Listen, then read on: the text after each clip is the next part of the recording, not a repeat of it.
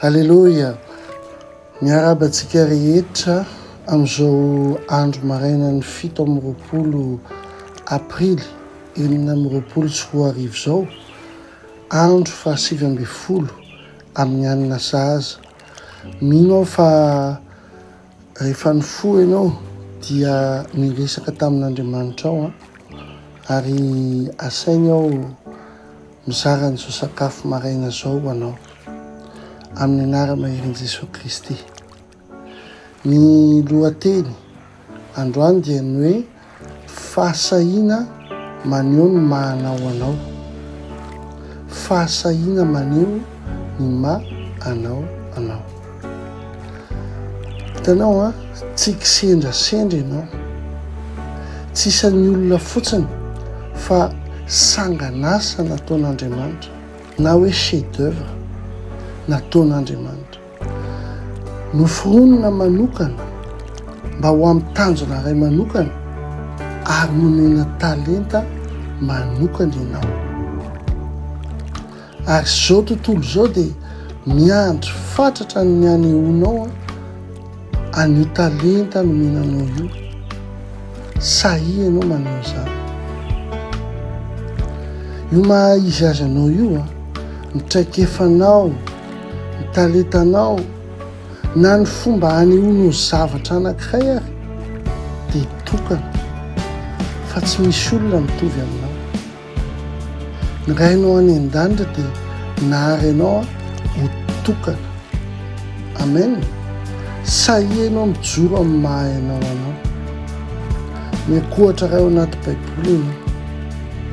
Estera dia tsy nangataka ho mpanjaka vavy fa noforonon'Andriamanitra ho izay izy, satria ny anjara voatendriny dia ny hanavitra ny vahoakany. Tsy nahatsiaro ny tena nomendrika mihitsy azy izy, kanefa rehefa tonga ny fotoana voatendry dia Mardokai mihitsy ny teny hoe iza ny mahalala fa angamba amin'izao andro ao mihitsy ny nanandratana anao ao amin'ny fanjakana. Rehefa vita izay zavatra dia ny fahadianina sy ny vavaka izy tena ary mitsangana pasahiana ka nahavitra ny firenena iray manontolo. Amen. Ahoana ny fomba hampiaranao an'izany ao amin'ny fiainanao? Manorata talenta na hoe zavatra telo manokana izay nambolen'ny tompo ao anatinao ao. Dia avy eo ianao manontania tena hoe ahoana ny fomba ampiasanao ampasahiana izany fanompoana izany zavatra any hanomponao an'Andriamanitra ary koa ny namanao amin'ity herinandro ity. Sahy ianao manao zavatra ary sahy ianao mitsangana, sahy ianao maneho ny maha izy azy anao amin'izao tontolo izao, satria izao tontolo izao dia mila ny saina apetrak'Andriamanitra ao anatinao ao. Amen. Hivavaka isika. Raha eo fantatro izao fa sangan'asanao ary say ao hamono talenta sy mitraikefa napetraka ao anatiko ao.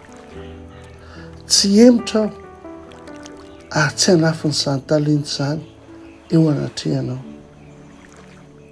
Ampiasao voninahitra irery ihany Tompo amin'ny anaran'i Jesosy Kristy.